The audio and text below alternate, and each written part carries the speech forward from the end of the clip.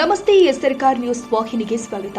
ಚಳಿಗಾಲದ ಅಧಿವೇಶನಕ್ಕೆ ಆಗಮಿಸುವ ಶಾಸಕ ಸಚಿವರಿಗೆ ಊಟ ಉಪಹಾರಕ್ಕೆ ಖಂಡಿಸಿ ಧಾರವಾಡ ಹೈಕೋರ್ಟ್ಗೆ ಕೇಸ್ ದಾಖಲಿಸಿದ್ರಿಂದ ಈಗ ಸರ್ಕಾರಕ್ಕೆ ಉತ್ತರ ಕೊಡುವಂತೆ ನೋಟಿಸ್ ಜಾರಿಗೊಳಿಸಿದೆ ಎಂದು ಭೀಮಪ್ಪ ಗಡಾದ್ ತಿಳಿಸಿದ್ದಾರೆ.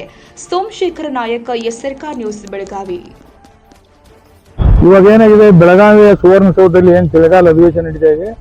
ಈ ಅಧಿವೇಶನದಲ್ಲಿ ಭಾಗವಹಿಸತಕ್ಕಂಥ ಶಾಸಕರುಗಳಿಗೆ ಸರ್ಕಾರದಿಂದ ಒಂದು ದಿನಕ್ಕೆ 2500 ರೂಪಾಯಿ ದಿನಭತ್ಯೆ ಅಂತೇಳಿ ಕೊಡ್ತಾರೆ.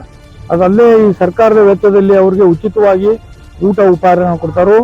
ಒಂದು ಅಧಿವೇಶನದ ಊಟದ ಖರ್ಚು ಸರಾಸರಿ 2,60,00,000 ರೂಪಾಯಿ ಆಗುತ್ತೆ ಬರೀ ಶಾಸಕರ ಊಟದ್ದು.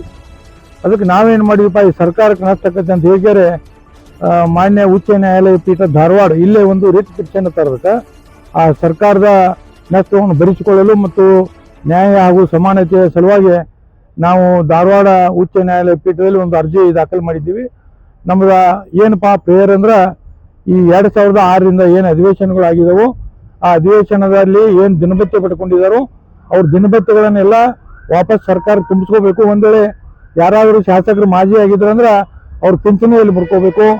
ಯಾರಾದರೂ ಸತ್ತು ಹೋಗಿದ್ರು ಅಂದ್ರೆ ಅವ್ರ ಹೆಂಡ್ರಿಗೆ ಕೊಡುವಂಥ ಪಿಂಚಣಿಯಲ್ಲಿ ಮುರ್ಕೋಬೇಕು.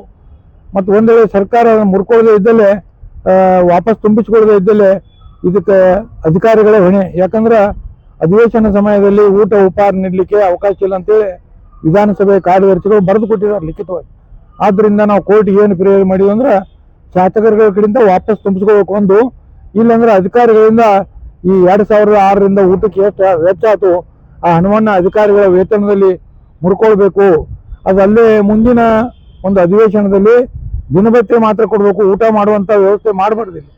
ಯಾಕಂದ್ರೆ ಅಲ್ಲಿ ಊಟ ಉಪಹಾರ ಕೊಟ್ರೆ ಮಾನ್ಯ ಸದಸ್ಯರು ಸಚಿವರು ಅಲ್ಲದೆ ಅವ್ರ ಹಿಂಬಾಲಕರು ಒಂದು 50 ಜನ ಇರ್ತಾರೋ, ಅವ್ರ ಸ್ನೇಹಿತರು ಬಂದಿರ್ತಾರೋ, ಅವ್ರ ಮಕ್ಕಳು, ಅವ್ರ ಮನೆಯಾಗಿನ ಕುಟುಂಬದವ್ರು ಬಂದು ಇಲ್ಲಿ ಊಟ ಮಾಡುವಂಥ ಸಾಧ್ಯತೆಗಳಿದಾವೆ. ಎಲ್ಲ ಆರ್ಥಿಕ ಹೊಣೆ ಆಗ್ತೈತಿ ಮತ್ತು ಅಧಿಕಾರಿಗಳಿಗೆ ಇದನ್ನು ಮಾಡೋಕೆ ಭಾಳ ತೊಂದರೆ ಆಗ್ತೈತಿ. ಈ ರೀತಿ ನಾವೊಂದು ಮನವಿಯನ್ನು ಉಚ್ಚ ನ್ಯಾಯಾಲಯ ಪೀಠಕ್ಕೆ ರಿಟ್ ಪಿಟಿಷನ್ ಮಾಡಿ ಕೊಟ್ಟಿದ್ದೀವಿ. ನಿನ್ನಿನ ದಿವಸ ಅದು 299ನೇ ನಂಬರ್ ಅದು ವಿಚಾರಣೆಗೆ ಬಂತು. ನಮ್ಮ ಪರವಾಗಿ ನ್ಯಾಯವಾದಿಗಳಾದಂಥ ಬೆಂಗಳೂರಿನ ಶ್ರೀ ಅಮೃತೇಶ್ ವಕೀಲರು ಹಾಗೂ ದೀಕ್ಷಾ ಅಮೃತೇಶ್ ಅವರು ವಕಾಲತ್ ಹಾಕಿದ್ರು. ಅದು ನ್ಯಾಯಾಲಯದಲ್ಲಿ ವಿಚಾರಣೆ ಬಂದಾಗ ಸರ್ಕಾರ ಕೋರ್ಟ್ ಏನು ಮಾಡಿದಪ್ಪ ಅಂದ್ರೆ, ಸರ್ಕಾರಕ್ಕೆ ನೋಟಿಸ್ ತೆಗೆದಿದೆ. ಭೀಮಪ್ಪ ಗಡಾದ್ ಅವರು ಈ ರೀತಿ ಒಂದು ಮನವಿ ಕೊಟ್ಟಿದ್ದಾರೆ ಕೋರ್ಟಿಗೆ. ಇದಕ್ಕೆ ನಾವು ರಿಪ್ಲೈ ಮಾಡಿರ್ತೇವೆ, ನೋಟಿಸ್ ಕೊಟ್ಟೈತಿ.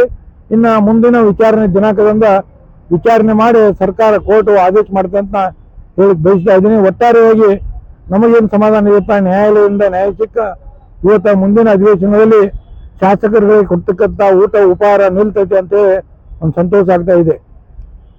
ಭೀಮಪ್ಪ ಗಡಾದ್, ಮಾಹಿತಿ ಹಕ್ಕು ಕಾರ್ಯಕರ್ತ, ಮೂಡಲಗಿ.